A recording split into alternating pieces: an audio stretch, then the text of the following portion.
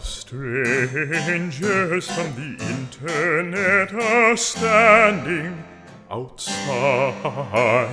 The strangers from the internet have come from far and wide. But I cannot receive them.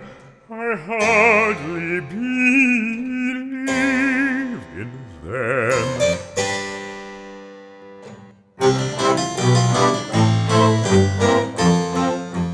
Hello, and welcome back to Shadow Yaddo. I'm Elena Richardson. Years ago, I interviewed a very interesting man, Robert Fuller, for the Oprah magazine.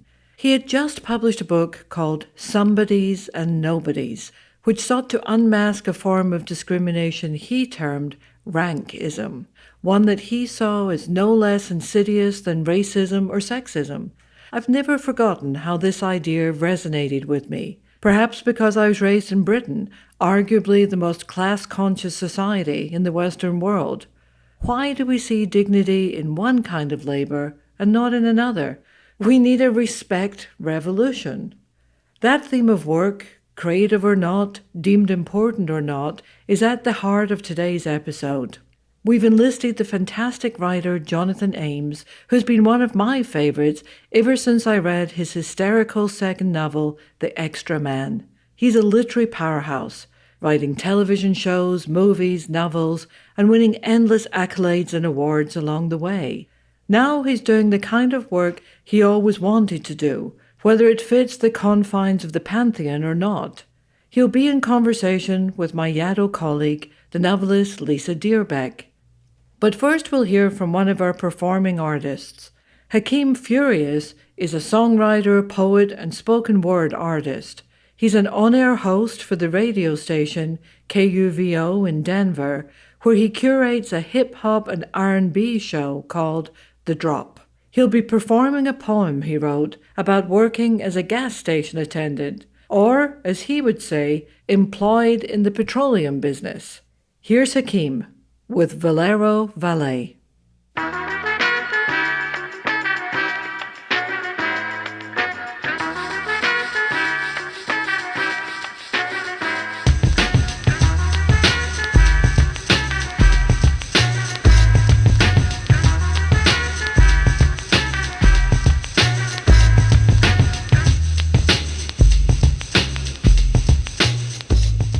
The saying the creeps come out at night is not a myth.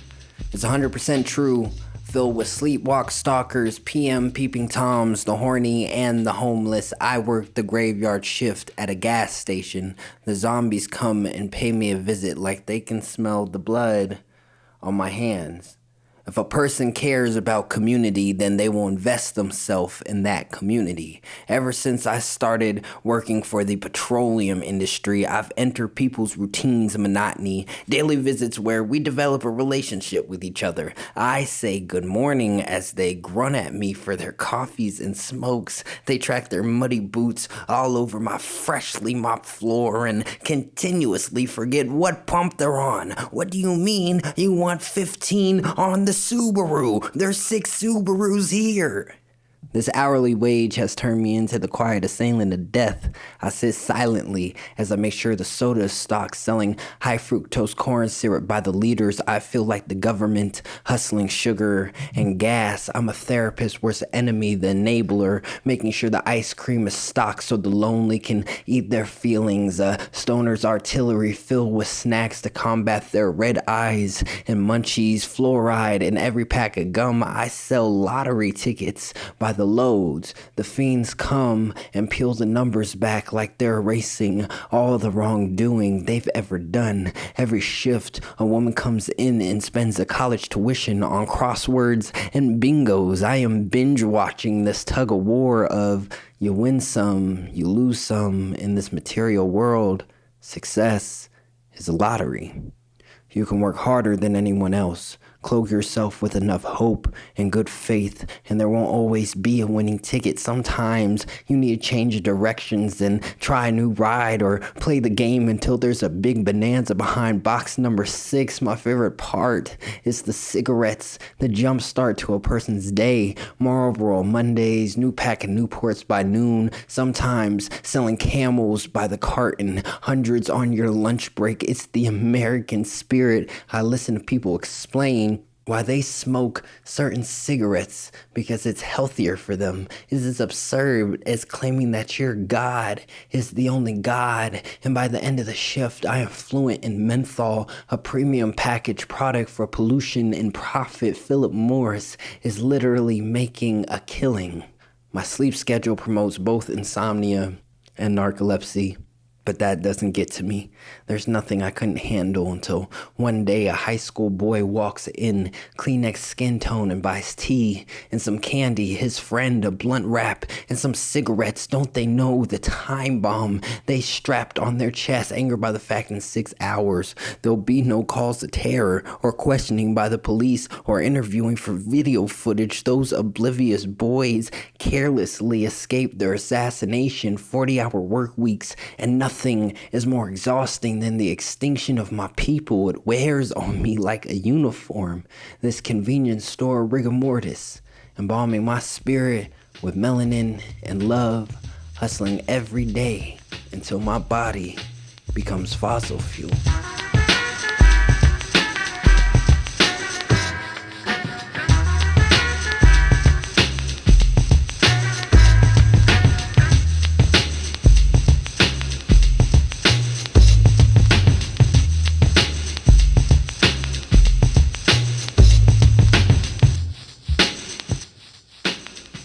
Jonathan Ames, essayist, novelist, performer, and bon vivant, might be best known to you as the creator of the HBO series Bored to Death, in which an aspiring writer moonlights as a detective.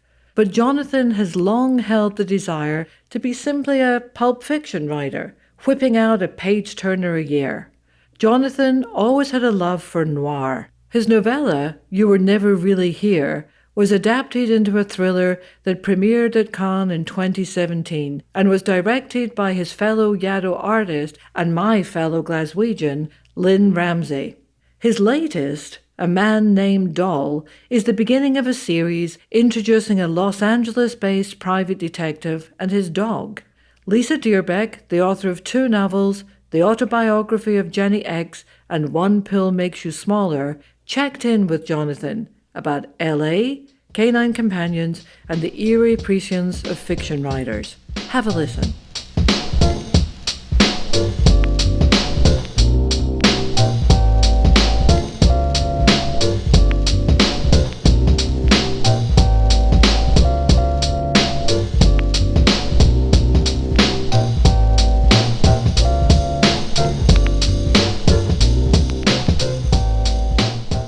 When did you move to LA, and how do you feel about the city?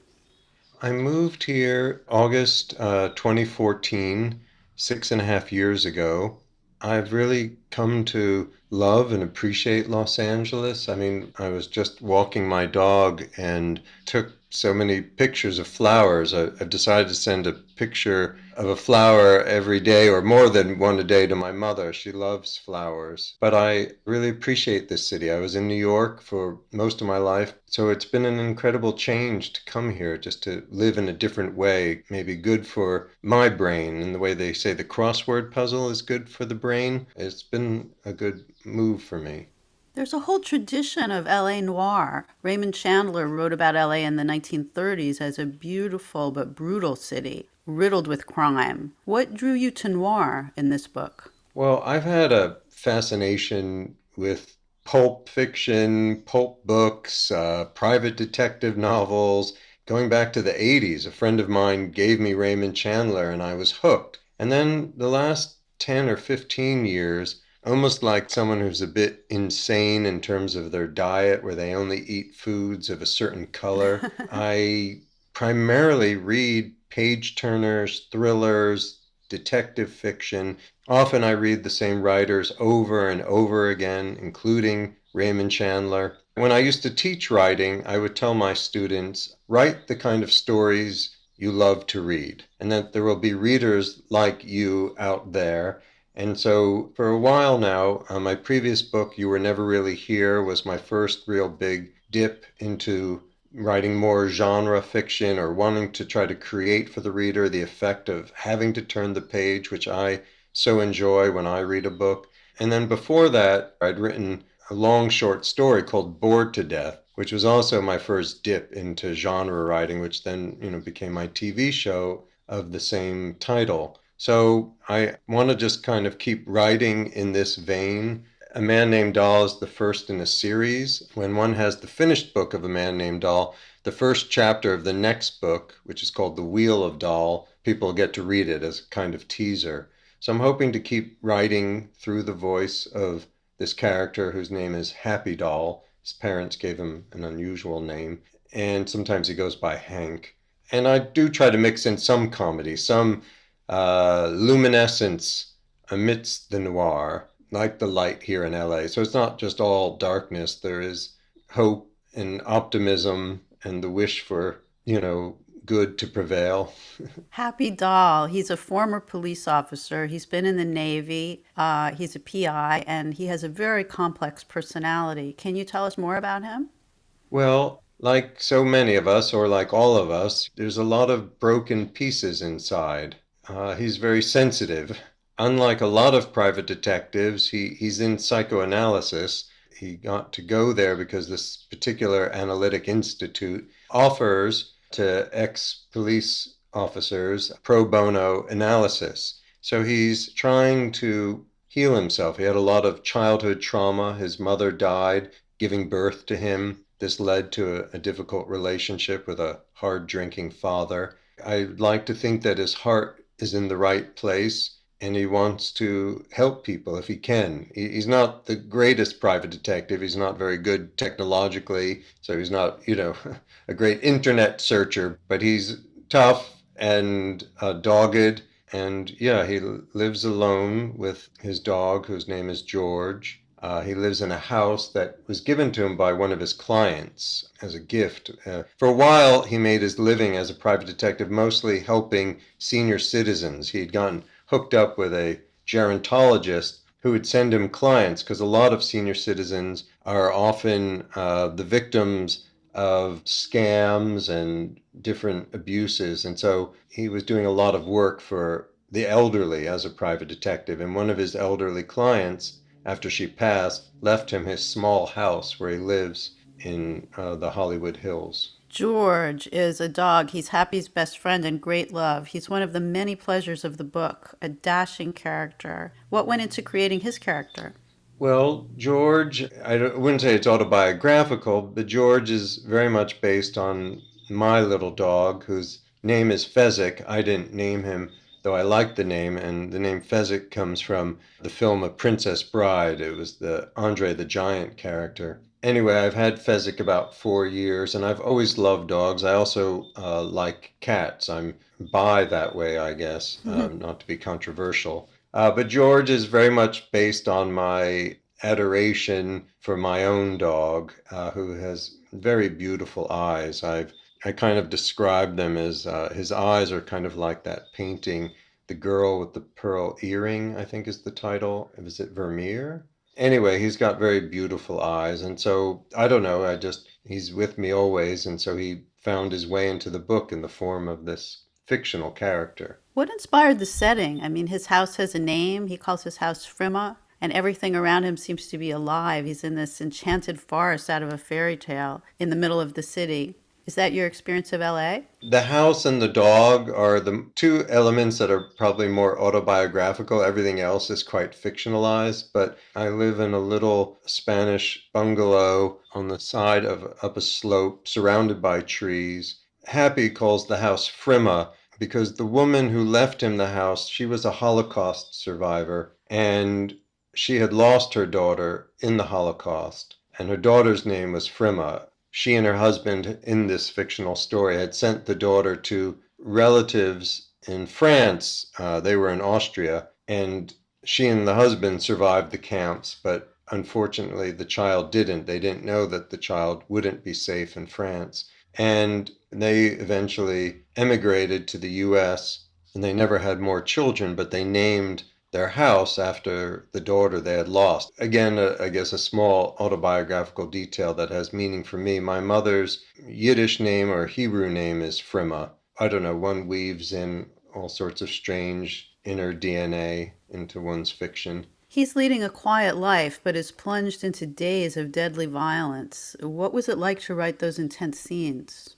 Well, I remember there was some kind of Hemingway quote that I read as a young writer, which is to really feel the action that you're writing. And then also, interestingly, I remember when I was a kid reading some sort of interview with Charles Schultz, and he said when he illustrated Peanuts, if a character was sad, he tried to feel sad as he drew the character. That this would come through perhaps his hand, from his mind to his hand to his pen to the drawing. So I think I try to feel these vigorous scenes. The great Yaddo writer Joe Caldwell, who has a new book out, Lazarus Rising. Anyway, one of my early Yaddo visits, I said to Joe at breakfast, maybe, I said, my characters are always walking across rooms and opening doors and sitting on couches. I don't know, it's clogging up the prose. And he said, well, you see it, Jonathan. And he said, and writing is a form of seeing.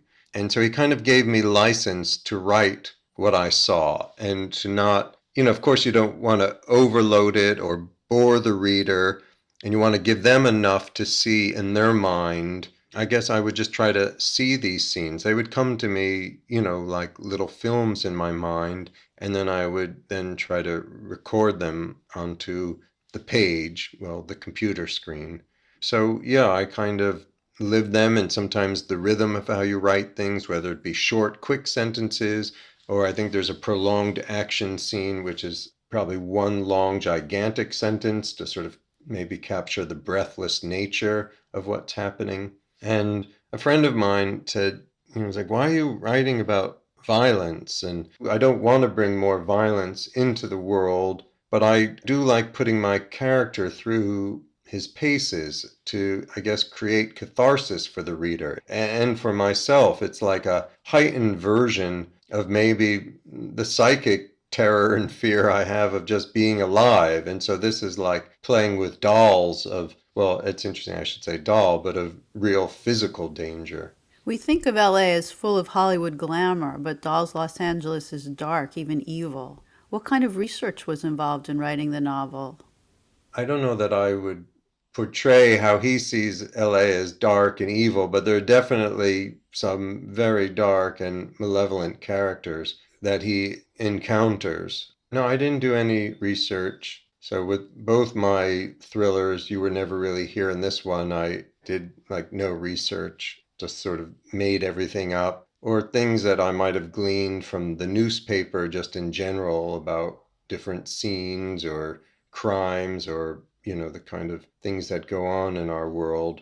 Like in my book, You Were Never Really Here, it was a very dark topic of a man who exfiltrates children who have been abducted into prostitution. And that mostly came from just sort of seeing things in newspapers and things like that. And I may have done a little research then, I remember, like, to find out how extensive it was, and I was horrified to find out how extensive it was. And then, of course, a few years after my book came out, though, of course, he had been revealed even earlier, but never faced consequences initially, the whole Jeffrey Epstein story. And then in this book, I'm dealing more with the world of black market organ transplants. And again, I didn't really do any research. It was more gleaned from the few things I may have seen in the newspaper. And so then I created a sort of monstrous character who's involved in black market organ transplants. And also, though, I write these things as if it's maybe close to reality, but it's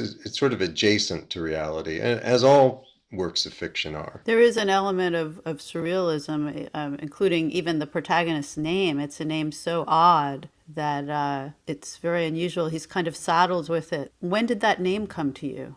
That's a good question. I think at one time I was trying to come up with a title for a pulp book. And I kept playing with this title, A Broken Doll Plays No More. I may have even, in my graphic novel, The Alcoholic, the character in that book is actually a pulp writer. I've had a long wish to be a pulp writer, which I hope is sort of coming true. Someone who writes a book a year and somewhat short books and meant to entertain and distract the reader. And so in my graphic novel, there was like a section where you saw all these fake pulp covers. And I don't know if one of those might have had the word doll in it. For a long time, I'd wanted to do something with the word doll. And so somehow that began when I wrote this, like that this character's name was Doll. And I'm not sure when the title came for me, but before The Maltese Falcon, I believe that Dashiell Hammett had a short story entitled A Man Called Spade. Mine is A Man Named Doll. Doll protects people. He's a night watchman, but there's an attack on a spa. Were you surprised by the eerie parallel to recent headlines? I don't know if I was surprised, but I was horrified.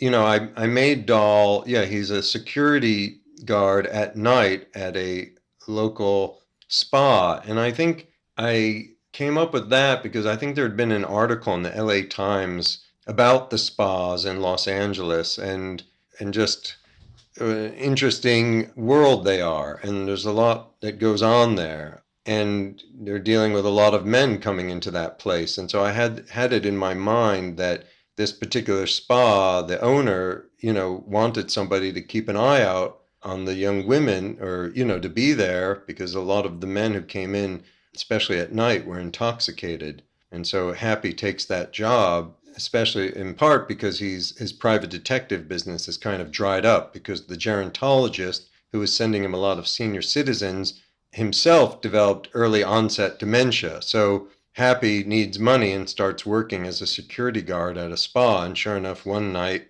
unfortunately and tragically, a man on drugs goes berserk and Happy has to intercede.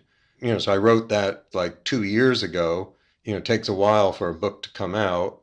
And now the tragedy occurred in Atlanta. Anyway, the world is in a lot of pain. People are in a lot of pain. And we have unspeakable things happening. But I'm a fiction writer who gets to sit at his little desk and try to write books. And I don't know what I'm doing, really.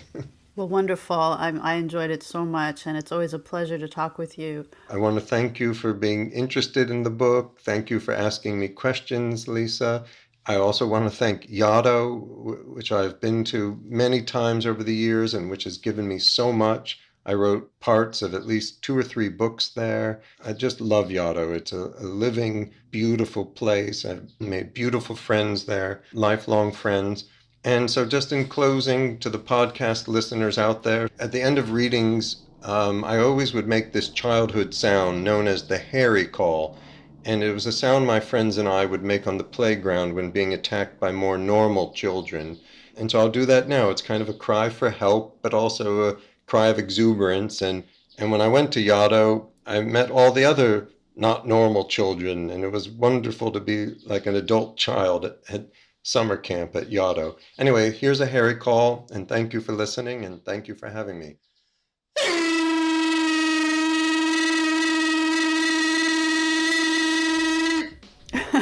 Thank you.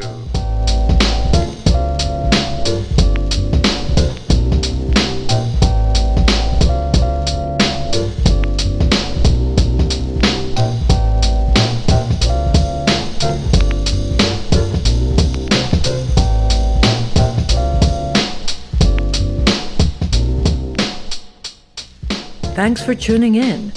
Big thanks to our producer, Christy Albano, our sound engineer, CJ DeGenero, and to the artists who contributed music. In order of appearance, they are Joseph Keckler for the adaptation of our theme music, Strangers from the Internet, Damu the Fudgemunk for Bonus, Start Here, and At Your Request from the album How It Should Sound, Volume 1 and 2. Thank you to Hakeem Furious for his performance of Valero Valet. You can find Hakeem on Instagram at Hakeem Furious. We'll see you for more Shadow Yaddo in a couple of weeks. In the meantime, show a little respect to yourself and to everyone you meet.